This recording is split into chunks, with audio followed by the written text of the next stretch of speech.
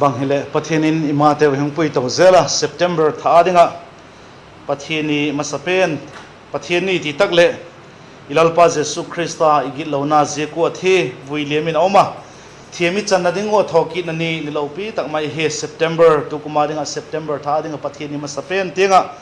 hun pha phat pha to imawi pui tu ibek Pathian ken ki pak thu igen masa he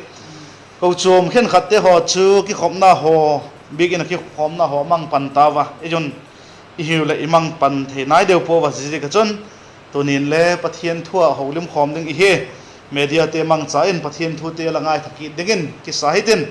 Pathian thu holim ding Pathian thu gen ding hi zegen Pathian kinga pan pina donin pau chapna nei ka pau chapitiu lungset na happy na dim jing ka be kula ka belu pa Pathian nangman gilona je ka thia kum khatong gen mai di la ka ding le phalpo le happy mama jing ala chapa chang khat nei sun le hun sol pega la chapa klal pau Jesu Christa san zalin ka gilona te ho zo se le ngai dam pega gen mai dil padin le huk dama van gam nang ma king tung dingin le tan dokta lamin lo pi cho hen la king in ki pak thu ka gen wa he hepa ni sin ka hin na dingo pai mo te ho mu the lo te nang man le pe zinga avelin la king in ki pak thu ka gen wa he tunin nang ma thing thong sim khom ning le zil khom ki dingin ki sing sawa keima gen tu le ngai thatu ding te ho zo silung thim ngai to na nang man thu na yen lang keima gen tu in la thu tak te bep sa ka gen do a ngai tha mi pi te ho zo se chun la thu cho hi bang tak he thiam thing nangin ei pan pi che de nang ma pan pi na ka ron kin ko he kabi mal malo ka poi mo dan dung ji che tun nang man ei holim pi in tin nang ma holim pi na do yum tak mai kalal pa do tak mai Jesu minin la king in ka hong don zo he amen tu sing kalon na hin i Bible chang tel dingon Hebrai bung ko na chang som ni le sagi kong tela Hebrai bung ko chang som ni le sagi ong siming ka mihinga dingin khatve thi god sa ahin je zo chule vai hom na umina ati khat ki dinga chun chanchin phaluka na jek bung som le gukna chang som le ko ki pata som thum le khat ting a hi je pen hong simpong katin hirle athu in dan le gen to din ki sahiden to jing ka le thupi dingo khong tel chu a hi le KUMTUANG MUN pani ki bat lo dan ti hi ba gen len kanoma KUMTUANG MUN pani akibat lo dan to gen dingin ki sahitin mizo sia dingin khat ve thi god sa hi je zo chule vai hom na omina agiti thina choki chaina hi poi ti aki chen mama jinga je ka chun KUMTUANG MUN ding a na la hi thinung hin khuwa oma je thinunga ding a chun mun ni au ma hi KUMTUANG MUN ding chu mun ni au ma hi ti ki chen tak main mu thi no ma hi zena chun amasa igen num chu migilo te piang thak lo te KUMTUANG MUN ding bagen masa hidin je migilo te piang thak lo te KUMTUANG MUN ding chu khoi tak hi de mi ti hele mei deal ei pawa chun mei deal akiti hi god mun le akiti hele mei deal ti hin again change the same a hi mei deal kiti hi thuthung thak a hin vel zakhat le som guk lani velam hil hi alaki zika zete laka chun isim dat a hi le ilalpa Jesu Christan vel som sagilam te ilalpa Jesu Christan alagen a hi bangje ka ilalpa Jesu Christan je go lo ma chola gen mun a hi dem piti hi le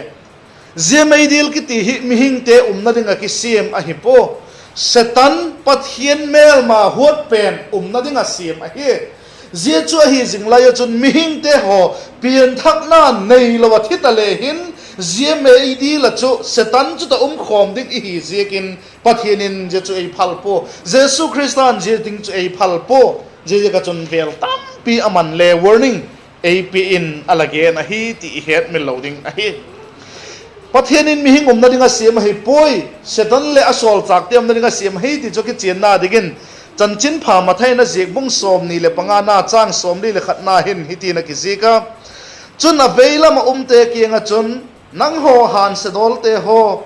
diabol le asol chak te a dinga ki gongal KUMTUANG mei pi lama chun che ta win diabol le asol chak te a din ki gongal KUMTUANG mei pi lama chun che ta win alati se hin mei dil chu mihing tia ding hilo diabol setan le sol chak te am rin ki se ma hi ti chu aki chen ma jing a hi ka ngai to se ka nangun bangai dan la nei dia mo ke hepo meidil ki ti hi hemun talotawa alau dan le he talo hi lew hin kilom khopin kamu mo meidil ki ti hi hemun talotawa lau na chang le he talo hiu em ti ding khopin ka ngai to nan aum ta hi ahin la khovel mi hing ten leichung ai dam sunga I het chien ma dinga poi mo te la ka khat chu meidil ki ti hi a hi ti het men lo ding a hi khovel mi hing ten a hin sungo het te ding het chen te dinga poi mo khat chu meidil ki ti hi le a hi ti het men lo ding a hi meidil ki ti chu bango la hi de alo dan bango la hi de Pathianin mi diabol le asol chak te amel mapa got na ding mun chu bango la hidim bible in ei ken na tamlo cha tak en hitin bible in ei la gena chanchin phamar ka na la zik na bungko na khon hitin a kizika chanchin phamar ka na zik bungko na chang somli le get na chun hitin a kizika meidil chu along le thitapun tin amele midiek loading a hingala meidi la chun mei kuang in tin hilele lung in tin zielung chula thipon tin mei chula thipon tin mihing god muna piang thaklo athite chule zia chunum in tin thi thei diek loading a hiu ti cha ki chen ma je nga hi mei kuang mit ngai loading alung le thingai loading zielung chun mihing god muna te chu nen tinu hilele ami chule nelum diek pon tin amele mit diek pon tin alung chule la thi diek pon tin sopite bangola ti zatom sapten horrible atiu chuma bangolom lo ma ti zatom hoi se ta dem mei kong la bit loading alung la thi loading nang la thi loading god mona te ma la ma heti akizi ahi god mun meidil bangola hidem ti mundanga kizik na chun chanchin pha ma thaina jekbung som le thum na ahin le hitin akizika vaksim na lai ti chang som li le ni na chun mathai bung som le thum na chang som li le pani na chun hitin akizika hal tuina me ya painaw zeta ka chun ka le hagil umta na hal tuina me hidi hilele nang tui diek lo de thi diek lo de ma god monom te chu thi diek lo de hal tuina me ya chum di le amau chu tui diek lo ding thi diek lo ding je bana chu zeta ka chun ka le hagil umta na ka le hagil me di la chun me ka thom na sat ding dan mai chu o kapin tino hilale kana pun tin ahau gelin tino oh kai je to hi kam na ding hilawa hi kai je to hi ding kai poi tin tino ahau gelin tino hilale so pite zemun ta ding chun sup chat na ding lo hi kap le hagel iti tak la chu ahoi satop khok thasiat na dana nan na hoi satop khok gen na hi tai ti I het min lo ding ahi ahoi se ma zenga god mun Pathianin amel mapa setan le sol chak te god ding chu zigul mun chu hi mundagin le gen na laya sim to na la hitin thupon bung som le khat bung som le lina chang som le khat na chun hitin akiziga amao asuk gen thei naw mei khu chu kumtung in khuto in ten sahang le alim bia amin tep te na nei te kha sun le zana choldam tapona uti in sun le zana choldam tapona so pite meyin hum mein kang ding choldam na talo ding bangulin haksata de je chu mei dil ai diabol le sol cha te na ding mihing nang le kei gola mihing te apiang thak lo te le je chu god ding a hi chula choldam talo ding haksat ding dan chu sun le zan choldam na lo ding a hi ati thupon ma bung som ni le khat na chang git na chun hitin alakizika himale mi doi lok te ging lo te ki da kum te tul that te thang hoi te doi mang te milim ho te zo thei te zo si chun mei le ka da kang mei dil chang ta naw je chu thini na chu hi ate mei le ka da kang mei dil ati hi thing tang mi a hi lo le mi khen khat ke sang upa zo te hon het ding ke sang a chapang zo tam zo hin chu hello mai the mei le kat ki ti chu bangul hi dem kat chu bangul hem ti hello tam pium ding ken chu ka het na ting ong kat ki ti chu dam se ma hi ui let lut jing a hi zie mei kuang lut jing ding ui let lut la ka chu ha la ding thi ta lo ding kum tuang mo mei le ka ta kang ati chu ka ta mei kuang kat akang pen chu bangul hi em iti hi le a kuang khole mei color a sama ma dum hit jing kho hitai sama ma hitai ti na hi zie mei kuang sama ma jing dum hit jing chu akat ding a hi wanga thi diek lo ding ak sat ding dan chu supite mei le ka ta kang ui le lut ding mei in kang na lai ding a hi ti akiche akiget a hi zie chu pin thak lo te le diabol le sol chak te na ringa chun akisiam ta hi ti het me loading a hi mun dang sim ki dai le chan chin pha ma thai je bung som ni le ni na chang som le thum na lam kui sim hi le bang ti na ki ji gem ti le polam thim ati mei kong ding hi le thim pi jing ding a hi ti nai chu hak sat ding dan chu hak sat lo ding a hi je bap chui lovin chan chin pha ma thai jik bung som ni lenga ma khat ong siming ka chang som le guk na chun hitin akiji ka hak sat ding dan chu ti chun zete loi chu kum tuang go na chun sol dan ten midik te chuwang kum tuang hin na chun lut sakta na ati zi kum tuang go na chun sol tan ten ati kum tuang go na sok chak na ding talo kum tuang go na ding supite hak sat ding dan kum tuang a go ta ding hak sat ding ta dan sok chak na ding talo ding a hi zi got mon tia ding a chun sok chak na ding talo hem ding a hi hak sat ding dan je gol chu hi langai tu khangayem meidil langai tu khangayem meidil ki chan pathian lam lanai khangayem supite pathian in happy on em in ei ko jing na lai a hi ti I het mil loading a hi ada diek ding dan chu khat hum sim na lain ka chan chin phaluka na jek bung som le thum na chang som ni le git na chun hiti na kisi ka ti chun Abraham Isaac Jacob le zol nei te zo se chu pathian ga ma chun mun la ti win nang mau chu polama la hiu la ki het tak ole kap le hagelin tan law zium je tak chu je meidi la te chu to van te chu ki khen ta ding a hi je kon kum tonga ingai I happy in kon pi te to ki khen na ding mun hita a hi ti het mil loading a hi so pi te ngai to te mu meidi la te chu to van gam te chu kum tonga ki khen ta ding a hi je kin la happy la ngai ma te to kum tonga ki khen na in sung mi happy mama zi cha iposal te ho da ki khen namon hi the hi ti a ki chin ma la mama zi ngai zi te la ka chun khak the hi la mama hi ti het me loading a hi khat meidil ala dan hung gen na lain ka chan chin phaluka na jik bung som le gukna chang som ni le li na hi isma hi le hitin again na abak ko hepa Abraham eilung selin la zar kha hon solin kalei suk daina degen akhut zongmu kha tuin hon dia top hen zemei kong hen ei hi na ma jeng hi ati zeda gai ka bak gen nom chu dan la gen be ding hi le tulai dan ka bak gen nom chu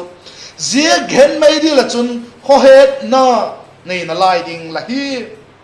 la hun che sa te le gel dokin latin mi le bak he thei na lai ding la chula hak sat ding dan chuma hak sat ding dan cho kati nang gon mun nom tale chin van gam kai thei dinga hun chance la nei zo si la tha suk te ho zo si pathian thu ngai sak ding hina pe la ngai sak lowa la lim sak lo je ka zimun ala chule ki he ding la hi chula anat ding dan na hak sat ding dan chuma ka ngai ngam lo ai ka ngai ngam lo je ka chon supite meidil hi hak sama ma jitu kum tuang mun dinga hi ti Bible in mun tampi again pi ka hi je mun hi bangti ni pel thei dem ilal pa Jesu Christa athisana ei ko jing lai hin ma je ko na kisan lalpan a onem ei ko jing na pen kisana Pathian thu tak he chena gin na ne dia chun pel khei be dinga he ti Bible in again big he Hebrai bung ni chang thum na khis mai le je ko lo ma huk dam na lo pi ngai sak lo winum le hin bang tin suok chading hi vem ma ti ko je ko gen mai di la pa chu bang tin suok chading hi vem huk dam na lo pi chu ngai lo win lim sak lo winum le hin bang tin je gen mai di la ki pa chu suok cha thei ding hi vem alati a hi ti ek mi lo ding a hi mi hen ka te chun hitin adongo Jigul loma mun hak sa chu happy to Pathian chu mi te chu bangtin sol thei ding hem ati wei chu Jigul loma mun hak sa chu Pathian in ami siam sa te ho chu bangtin sol thei ding hem ati wei chu so pete meidi la chi te chu Pathian in asol hi po amau ki sol hiu jeju Jesu Christa alapom lo zikun Jesu Christa onema kona kisan lo zikun pian thang na dik tak anei lo zikun amau ki sol ki zo a hiu ti het me lo ding a hi ken khatte ge chon la happy tu Pathian chun a happy na zikin mi te chu zigo lo ma chu meidi la chu ma bangtin got thei ding a hi ti hovel ngai tu na nei mai dik thei lo a hi I het me loading chu Pathian in a happy tu Pathian chun a happy na zikin I gin lo tha sango thiding in a chapa Jesu Christa on sol hi abang chu hile Pathian in gin lo na chu meidi la chun god ding a hi ti het me loading a hi nang le ke mi hing te Jesu Christ atat na hello ging chalo te ho chu amau chu Pathian na sol helowin zigi lo na chu punishment pik dingin god mona chun aum so ting wa hi ti het men loading a hi ken khatte chun he chin lo talun hitin ei dong kit sako meidil ki ti chu than mi thi kho mi pha le mi siete ho mi phalo te ho tun na cha hi mai de ati sakoi hilowe hilo hi la hi supite Jesun te hin thu alagena chanchin phalukana jegbung som le gukna hin Jesun te hin thu alagena je te hin thu ge na chun mi hausa pieng thakilo mi hausa la khat amin le kizik lo mi hausa khat chanchin to lazar mi pieng thak mi gen theima ma jing chanchin ala kizik a hi je ko hi je ga chu Christian te chu gen thei jing ding tina hi dik lo hi abang chile Jesun tuk naya het dingo poi mo asakam je ka je te kin thu khola ge na hi ti het min loading a hi dana ka gen ta Bible chang sim nop na chu Hebrai bung ko chang som ni le sagi philowin Luka bung som le gukna chang som le ko pat som thum le kha tieng le a hi kati je pen kha mi hausa le lazar chan chen ki gen na hi ete chu hungen tho ing katin je te hin thu a hin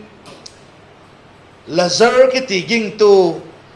gen thei ma jing bang manei lo anei sun chu gen thei na le nat na hi jing a uma ahung thita van ngel ten van sol chak ten ahung puyo paradise chun lungmo takin nom takin achol dam sakta wa he zilo chun ging tu hilo amin le ki zik lo mi hausa ma jing khovel adoi zo se muthei chang thei mi khat chan chin aum ki ta ama chule ahung thita god munin aum ta je god muna gen thei hoi satak thuk mi hausa chun thil pani mo paradise Abraham le Lazar cha muta zia chun Abraham kengin thil pani adon ahi mi hausa pa chun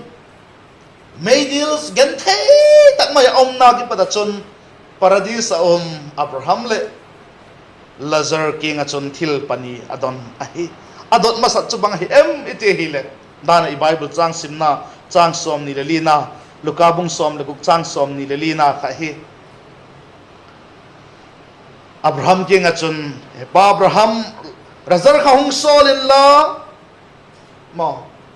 razar kha hung solin la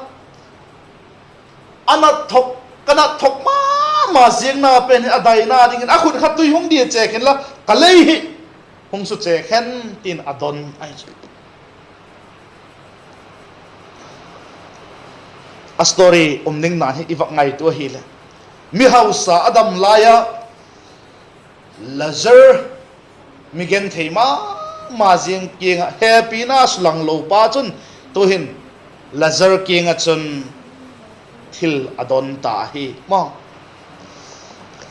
chang som ni le lina hin le hoi tak mai ela gen chi na hi zimi hausa pa hin hak sat thok again thei thok dan hi again dok ta hi mấy đi là hắc sát đinh đàn cho dễ gol cho hắc sát đinh đàn cho dễ gol cho hi thì imut hay dễ ta cái vắc zilai đi ngô poi mo dễ te hin thu dễ sun ala gen na cái pata hi vắc zilai đi ngô dễ te nga cho vắc zilai đi ngô poi mo ma jing cho bangai dem iti hi le nei le lam sum le pai go thil te ho hi hun chom cha a ding a hi kum tong adai poi ti chu kichen tak mai amu the hi nei lam sum le pai hol poi ti ti poi hol ti wa hin la je sang a chon kum tong hin na khama sa joding a hi ti igen dok nom a hi chang som ni le nga na hi ibak sima hi le abrahamin kachapa avakti na auma zemi house pa hi kachapa avakti abrahamin kachapa avakti na hin ziam je takhi taksa dan takachun zemi house pa chu Abraham sun hiding ahi ahin la ginna hi khalo ahi ti akichin mama jing ahi je pahin ahau sakna te hole Abraham sun ahi na te ho kha van gam chi pi theding in alaki sun pi mama le hi mai the hi himale huk dam na dingin ating lo ahi tunin Christian kahi Christian in sunga pieng kahi kayu ko chum te mi tam kahi zigula chu tholom thote zetak chu mission nei te kahi zetak chu mission field ball te kahi ti zeng khan van gam eight loading a hi ti choki chen mama sing a hi pian thakna lo chon van gam tunna poi ti choki chen ma sing a hi zi khovel thil te khovel thil ball te ho hin van gam tun na ding ting bang ma panna nei poi huk da mo na ding ting a chun bang ma panna nei poi ti chu jesun again chin nom a he ti het mi loading a he iwak thi wa hin mi hin te kum tong mun ding chu a ki siam fel chat jeng ta hi ki theng ta loading a he chang som ni leguk na chun hi te na ki zika zelo chun le nang ho lama ki pat mi te le ahung thei lovo ke ma lama ki pat ko ma ahung thei lo na dingon nang ho le ke ho ki kala hin le khi kek thuk takom hi ate mi hau sapan Abraham kenga Lazar a ko la ya khan Abrahamin nang ule la hung thei lo ding ke le ka hung thei lo na dingon ti in alagen biek ta hi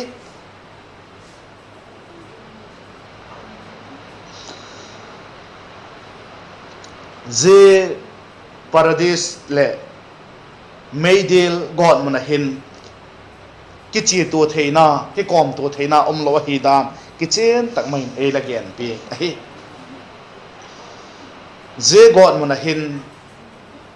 ko het na anai wa hi paradis le ko het na ne zo god munin le ko het na anai na lai wa hi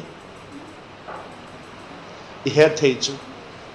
Abraham in le mi hau sapa chu he thea mi hau sapa chun le Abraham le Lazar chu le a he thei na lai a he ti imu a he Lazarin mi hau sapa pan pi thei lo ding ziek pani Abraham in alagena ji chu banghem iti hele pakhat na ding a chun mi hau sapa chun alo manding zo se chu khovel om sung chun amuta a hi iti the hi chanchin pha ma thai jing mong guk na ko isma hi le bang te na ki ge na chang ni na chang nga na chang som le guk na ho ki isma hi le bang ki ge na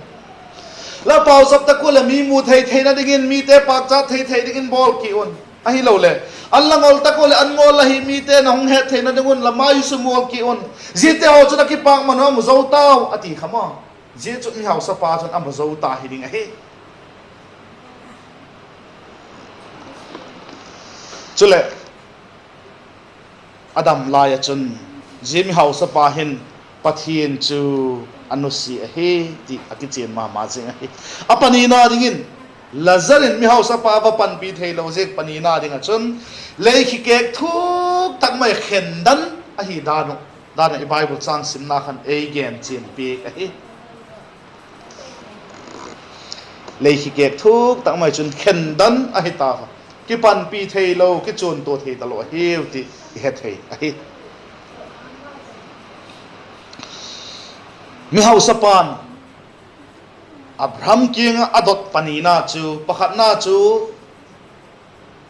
lazar kha sola akhut mong tuya nu che ka alei sabek be kha avanu ko ding ti kha hi thei lo a hita je pha da chun mi hausa chun thil dang khat adon ki ta apanina adon chu bang hem itile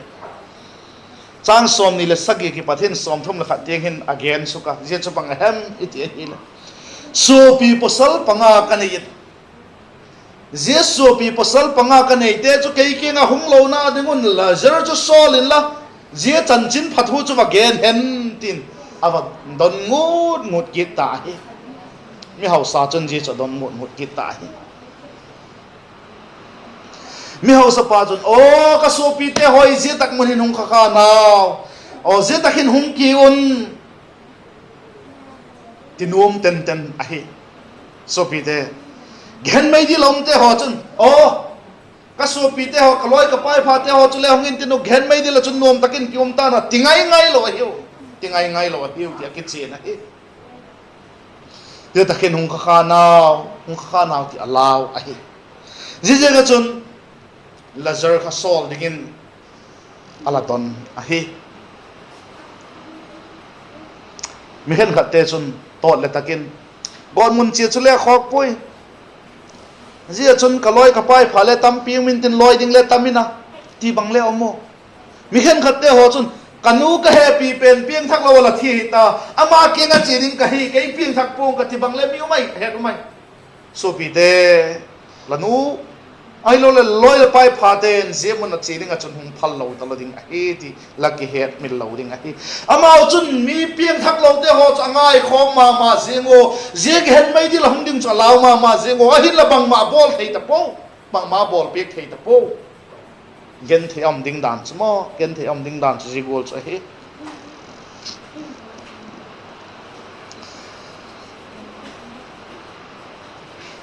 god mun a chun happy na ahi lo le ngai nat na gol pha kiti ta lo ding a hi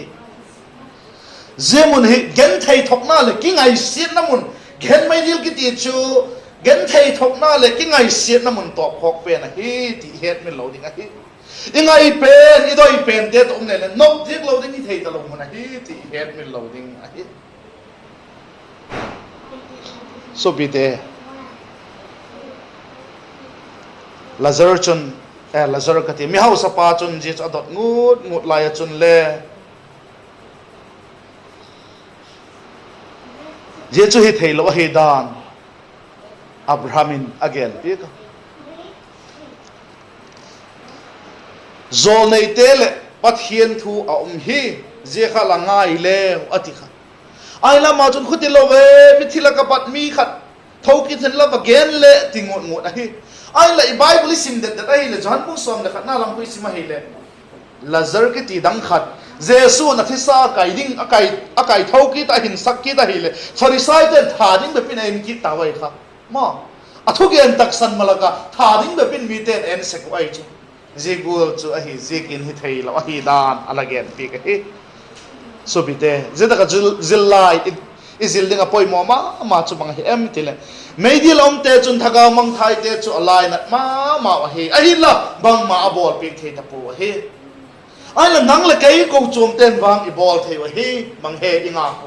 panila ko pieng thak lâu te pieng thak ngu pan lak chu i mo pok nào hi asupi te mi hau sapa asupi te gon muna chi thei lo na di lam pium sun chu bang he em mi tile Abraham thun again be ka pathian thu le zol nei thu te al tak sang leo Krista huk dam na achan ding chu je chu hi mai hi adang am poi mi thi sa thau ki da thu gen ji ka chun dik lo ding hi te again pik ta hi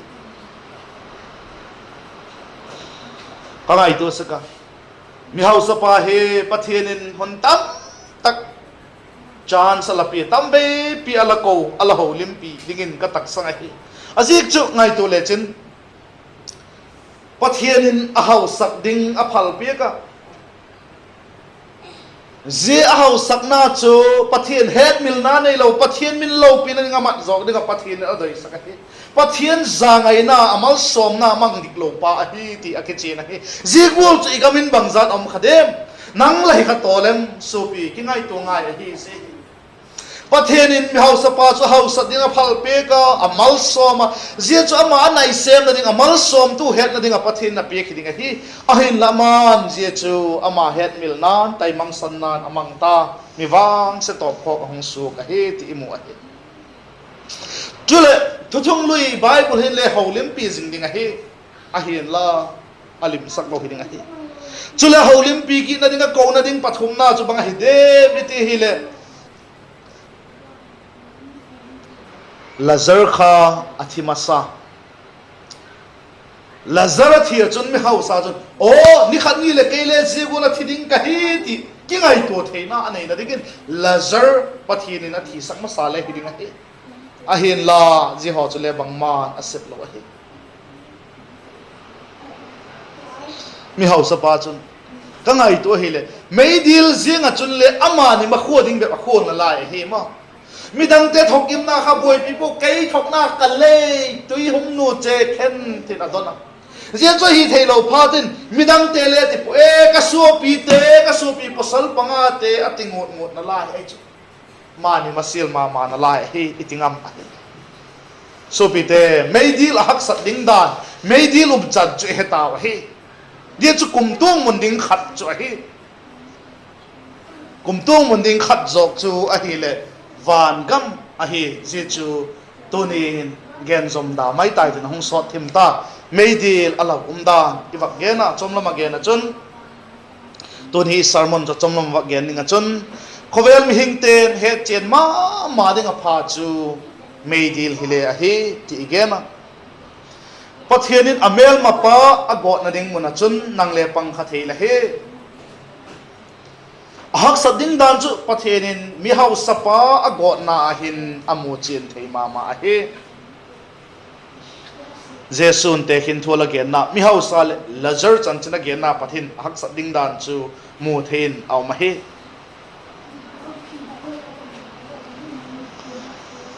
mi hau sapa chun anei lam te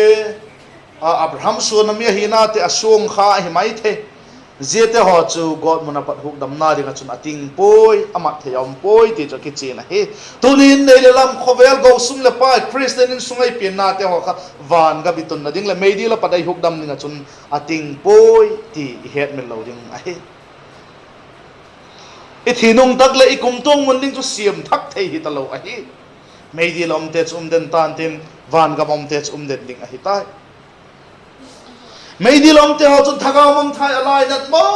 ma zingo asupi te oloi pai te zemu na hong ding cho phal pu wa hilale bang ma bol thei po ai la nang le ke ko chup ten thil tam pi bol thin lai oi mo ko mai thei hi po midang ten buk da mom thin ani gun pan la hi deu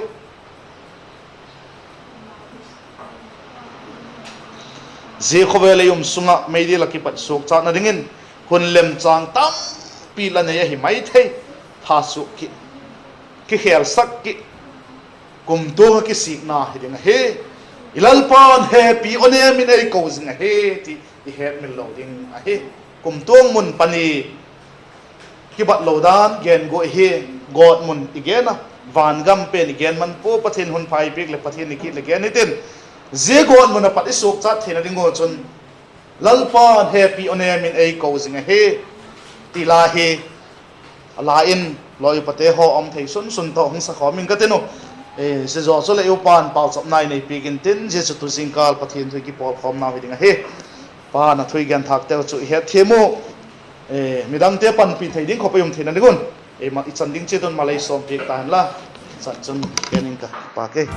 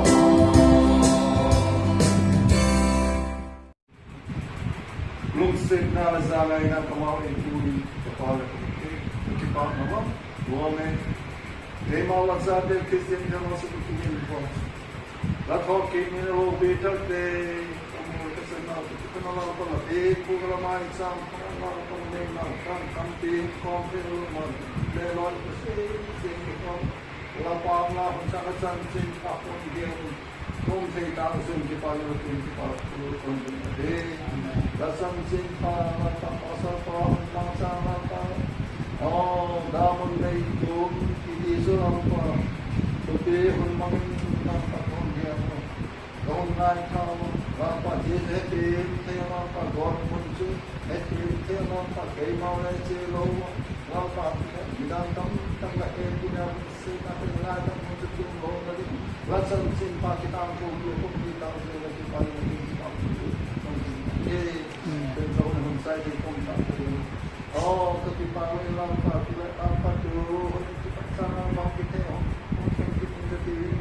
อันนี้ก็เราปันเหตุเดินไปเส้นเองส่วนนั้นแกจะทำให้คนชอบเรานั้นก็เส้นนั้นก็พอจะเราเป็นคนที่พิเศษเราสิ่งนั้นพอที่เราดีกัน